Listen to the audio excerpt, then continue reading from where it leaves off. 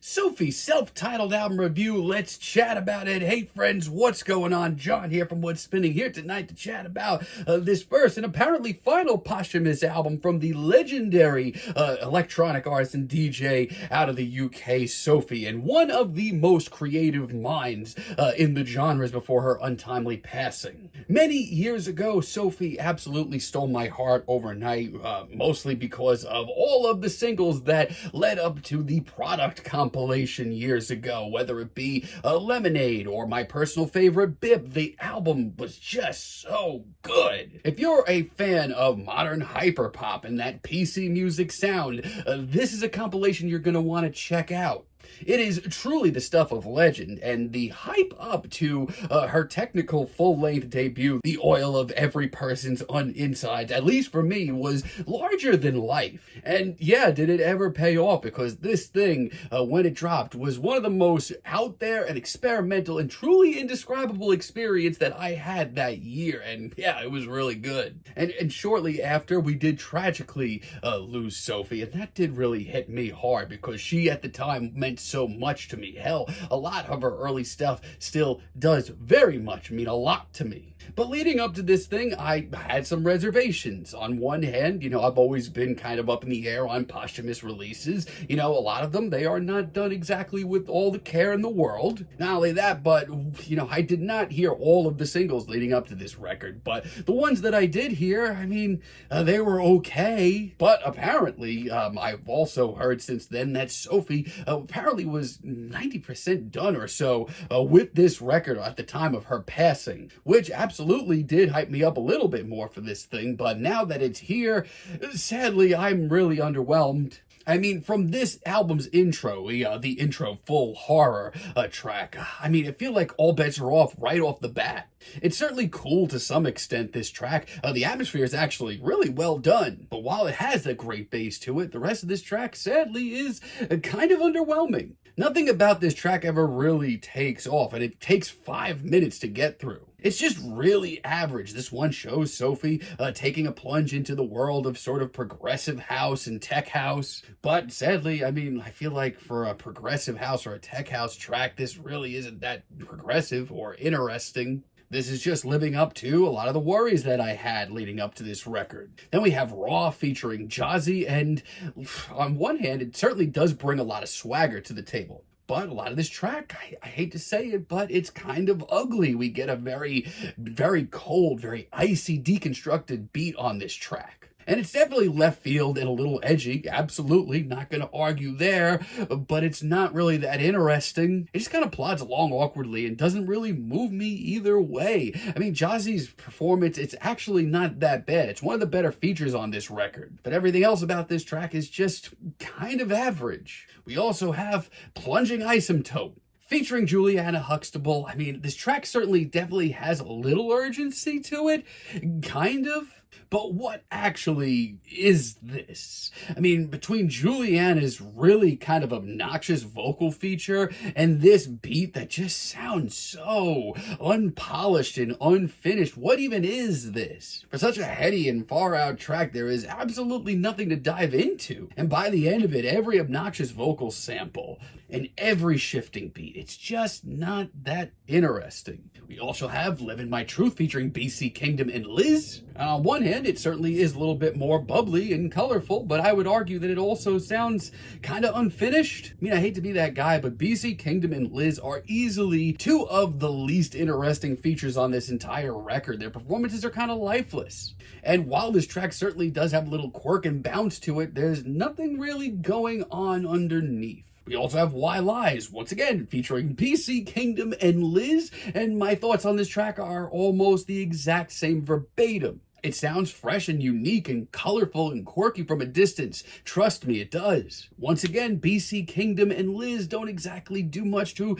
bring much of a party atmosphere or a little life. And even worse, honestly, at the end of the day, is that we are almost halfway into this record. And I haven't heard a single human emotion that I can cozy up to yet. And that was always something that I enjoyed about Sophie's music. Also, even worse, the word that I keep coming back to time and time again is is annoying. Yeah, I don't know what I was expecting, but this album, for me at least, it ain't it.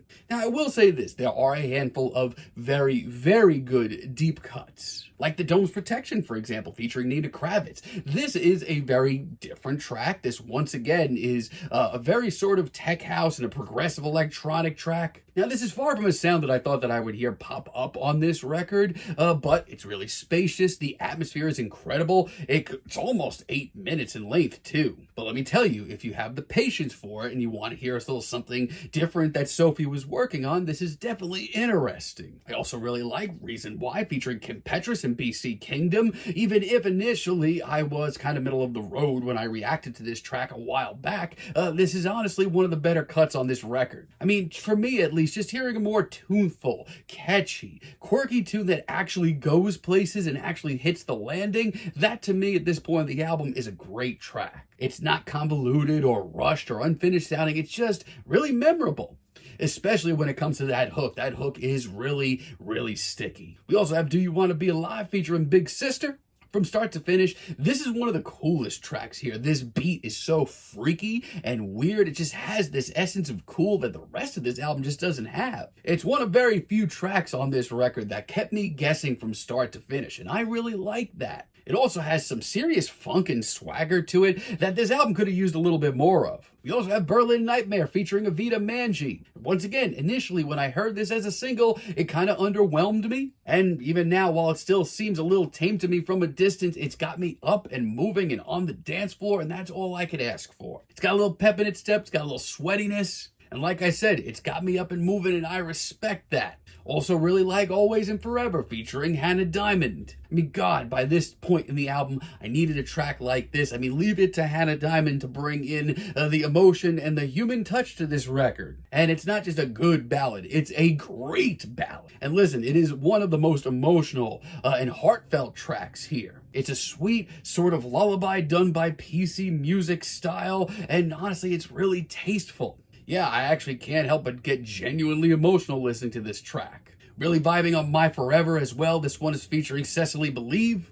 For one, the beat that we get here, one of the best on this entire record. It is so slick, it is so hip, and once again, the essence of cool surrounding this cut is nothing short of impressive. Also, Cecily Believe, who I do really enjoy, really loved her on that Trust single from that EP from early this year. Her collaboration on this track is awesome. It's one of the best tracks here by far. I just love how steamy and sexy it is. It's a slow burner, but it's so cool, and the human touch, once again, is absolutely saluted. We also have Love Me Off Earth featuring Doss as a finale. And yeah, this isn't the most explosive or raw cut here, but the meditative beat is just so classy, so hip, so meditative. The beat, dare I say, it's a little playful, and Doss's vocal performance on this track is one of the more emotional and heartfelt here. It's not the wildest finale, but honestly, I'm glad that this record at least ended with a few truly great tracks. But it sucks to say, but outside of that, I can't say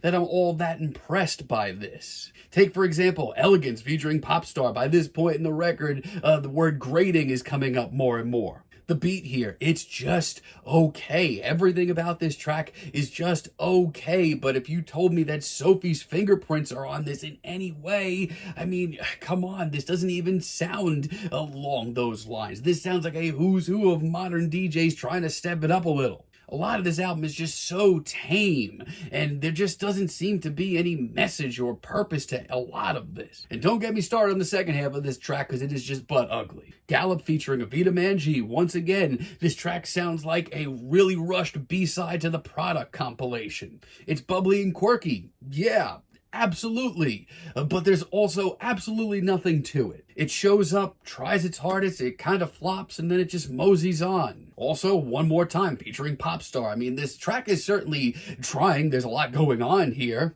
I mean, the very hurried, spacious beat that kicks this track off, it's honestly pretty cool. And let me tell you, the beat, the atmosphere of this track, it is, really interesting. It goes places. But once again, we have a Popstar feature that just sounds like it was thrown together in 5 minutes. And the lack of a sheer message or anything to hang my hat on by this point in this compilation and it's just upsetting. Also, Exhilarate featuring BB Borelli. I feel like this track is just aiming for the stars. The pounding drums, the big hook. This track sounds larger than life, but it just doesn't live up to that sound. BB Borelli's vocal feature is average at best. I mean, her vocals are great, but there's absolutely no personality to this track whatsoever.